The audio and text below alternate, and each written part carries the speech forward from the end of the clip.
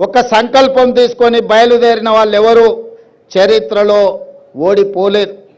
కాబట్టి ప్రజలకు ప్రజాపాలన అందించాలన్న సంకల్పంతో మనము సమ్మక్క సారలమ్మ ఆశీర్వాదం తీసుకొని బయలుదేరదామని ఆనాడు ఇక్కడి నుంచి పాదయాత్ర మొదలుపెట్టినాం. సరిగ్గా 2 రోజుల 3 రోజుల ముందే సీతక్కకు చెప్పినాం. సీతక్క అన్నది, అన్న సమయం లేదు, 24 గంటలు 48 గంటల్లో ఈ కార్యక్రమం చేయడం కష్టమవుతుందేమో అని. నేనన్నా, అక్క సంకల్పం ఉంటే కార్యక్రమం విజయవంతం అవుతుంది, నువ్వు ఎలాంటి ఆలోచన చెయ్యకు, పనులు మొదలుపెట్టు అని చెప్పి ఆనాడు ఫిబ్రవరి 6, 2023 నాడు ఇదే గద్దెల నుంచి గద్దెల ముందు ప్రణమిల్లి ఖచ్చితంగా ఈ తెలంగాణకు పట్టిన చీడ పీడ విరగడి కలిగిస్తాం, దొరల పాలన నుంచి ప్రజా పాలనకు తీసుకొస్తామని ఇక్కడ వేదిక మీద నుంచి ఆనాడు చెప్పడం జరిగింది. అందుకే మిత్రులారా, ప్రజలు ఆశీర్వదించారు, అవకాశం వచ్చింది. ఈనాడు అభివృద్ధి కార్యక్రమాలు చేయాలన్న సంకల్పంతో ముందుకు వెళ్తున్నాం. అభివృద్ధి అంటే అద్దాల మేడలు రంగుల గోడలే కాదు, ప్రజల జీవన ప్రమాణాలు పెంచాలి. ముఖ్యంగా ఆదివాసీలు అంటే ఈ దేశం యొక్క మూలవాసులు.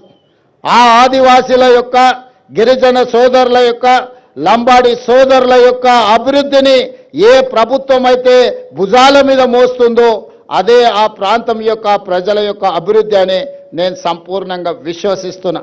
అందుకే ఈనాడు ఆదివాసీ ప్రాంతాలలో, తండాలలో, గూడాలలో, మారుమూల పల్లెల్లో వాళ్ళ యొక్క సంక్షేమానికి, వాళ్ళ యొక్క అభివృద్ధి కార్యక్రమాలకి ఈరోజు ప్రభుత్వం ప్రణాళికలు అందిస్తుంది. ఈరోజు ప్రతి నియోజకవర్గానికి 3,500 ఇండ్లు, 4,50,000 ఇందిరమ్మ ఇండ్లు పేదోళ్ళకు అందించిన తర్వాత మరి ఆదివాసీలు గిరిజనులకు సరిపోవడం లేదు అని నా దృష్టికి ఎమ్మెల్యేలు తెస్తే ఐటీడీఏ ప్రాంతాలలో అదనంగా గిరిజనులకు, ఆదివాసీలకు మళ్ళీ 22,000 ప్రత్యేకంగా ఇండ్లు ఇచ్చి ఆదివాసీ బిడ్డలు ప్రతి వాళ్ళు సొంత ఇంటిలో ఉండాలి అని మన ప్రభుత్వం ఈరోజు ప్రణాళికలు తీసుకున్నది. ఈ విధంగా ఏ విషయం వచ్చినా వాళ్ళకి ఇవ్వాల్సిన వాటా కోటా ఇవ్వాల్సిందే, అదనంగా ఇంకొంత ఇవ్వాలి.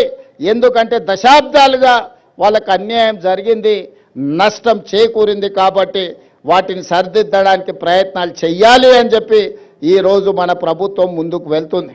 అందుకే ఈనాడు సన్న బియ్యం ఇచ్చిన, రేషన్ కార్డులు ఇచ్చిన, రైతు రుణమాఫీ చేసిన, రైతు భరోసా పథకాన్ని అమలు చేసిన, ఇందిరమ్మ ఇండ్లు ఇచ్చిన, ఈరోజు దేవాలయాల అభివృద్ధి కార్యక్రమాలను చేపట్టిన, ఆదివాసీలను, గిరిజనులను దృష్టిలో పెట్టుకొని వాళ్ళకి ఏ విధంగా మేలు జరుగుతుందో దాని ప్రకారం ప్రణాళికలు సిద్ధం చేసుకొని ఈనాడు మన ప్రభుత్వం ముందుకు వెళ్తుంది.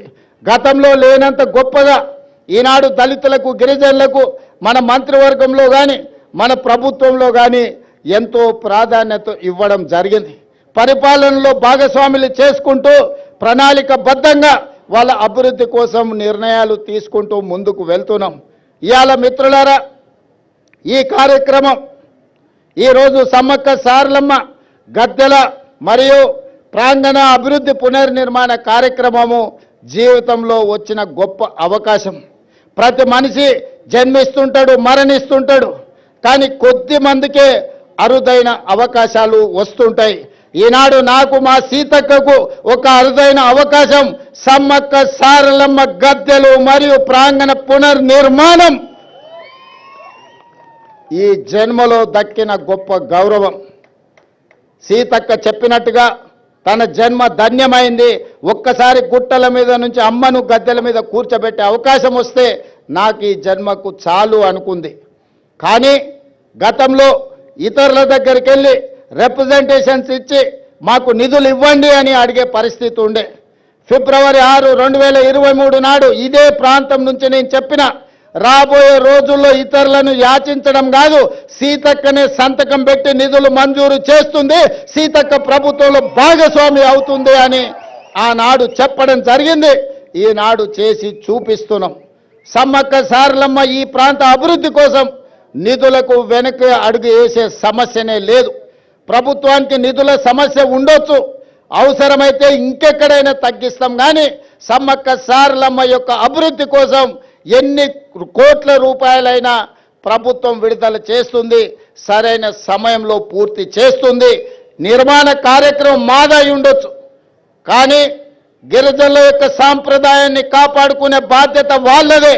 అందుకే ప్రభుత్వం ప్రణాళికలు రచించి ప్రభుత్వమే నిర్మించడం కాదు, ప్రణాళికల్లో ఆదివాసులను భాగస్వాములను చేసినాం. సాంప్రదాయాన్ని పరిరక్షించడంలో ఆదివాసీలను భాగస్వాములను చేసినాం.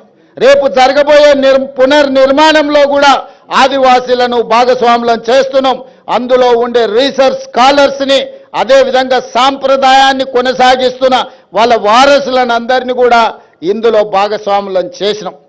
మామూలుగా సిమెంట్ కట్టడాలు కడితే అత్యధికంగా 100 సంవత్సరాలు మాత్రమే ఉంటుంది. సిమెంటుతో కట్టిన ఏ కట్టడం దాని జీవన ప్రమాణము, జీవిత కాలము అత్యధికంగా 100 సంవత్సరాలు. కానీ రాతి కట్టడాలతో కడితే 100,000 సంవత్సరాలు ఉంటుంది. దానికి ఉదాహరణే మీ ప్రాంతంలో ఉన్న రామప్ప దేవాలయం. రుద్రదేవుడు ఆనాడు కట్టిన దేవాలయం 800 సంవత్సరాలైనా యునెస్కో లిస్టులో ఈరోజు చేరింది అంటే రాతి కట్టడాలతోనే, గొప్ప నగిశీలతోనే రామప్ప మందిరం కట్టిండు రుద్రదేవుడు. కాబట్టే ఇయాలటికి అది చరిత్రలో నిటారుగా నిలబడ్డది. అందుకే అధికారులు సిమెంటుతో ప్రతిపాదనలు తెచ్చిన సిమెంటు కట్టడాలు వద్దు, రాతి కట్టడాలతోనే కట్టాలి.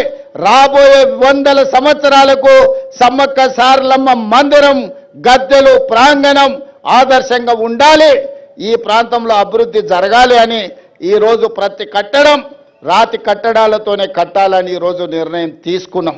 అందుకే ఇదొక గొప్ప కార్యక్రమం, జీవితకాల అవకాశం. ఈ గొప్ప కార్యక్రమంలో మీరందరూ భాగస్వాములు కావాలి. మీ అందరి ఆశీర్వాదం కావాలి ప్రభుత్వానికి. మేము మిమ్మల్ని మనులు మాణిక్యాలు అడగడం లేదు. ప్రజల యొక్క ఆలోచన, ఆదివాసీ సోదరుల యొక్క కోరిక మేరకు ఈ ప్రభుత్వం ఈ ప్రణాళికను తీసుకొని వచ్చింది. 100 రోజుల్లో ఈ పనులన్నీ పూర్తి చెయ్యాలి అని ఈనాడు ప్రభుత్వం టార్గెట్ పెట్టుకొని పనిచేస్తుంది. జనవరి 28 నుంచి జనవరి 31 వరకు ఏదైతే ఈ సమ్మక్క సారలమ్మ జాతర జరగబోతుందో వివిధ ప్రాంతాల నుంచి, వివిధ రాష్ట్రాల నుంచి ఈ మధ్య విదేశీ పర్యాటకులు కూడా ఇక్కడికి ఆశీర్వాదం కోసం వస్తున్నారు. భక్తులకు ఎలాంటి అసౌకర్యం కలగకుండా ఇక్కడ అభివృద్ధి కార్యక్రమాలు వేగంగా జరగాలి అంటే రాత్రింబవళ్ళు ఇక్కడ పనులు జరగాలి. పొద్దుటిపూటనే పని చేస్తే సమయం సరిపోదు, రాత్రి సమయంలో కూడా పని చేయాలి. మరి ఇక్కడ నిపుణులు పనిచేస్తున్నప్పుడు వాళ్ళకి రక్షణ కల్పించి వాళ్ళకి అన్ని వసతులు చూసుకోవాల్సిన బాధ్యత స్థానికులదే. ప్రభుత్వం ఎన్ని చేసినా కొంతమేరకే ఉపయోగం ఉంటుంది, కానీ స్థానికుల భాగస్వామ్యం ఉంటే 100% ఈ కార్యక్రమం వేగంగా ముందుకు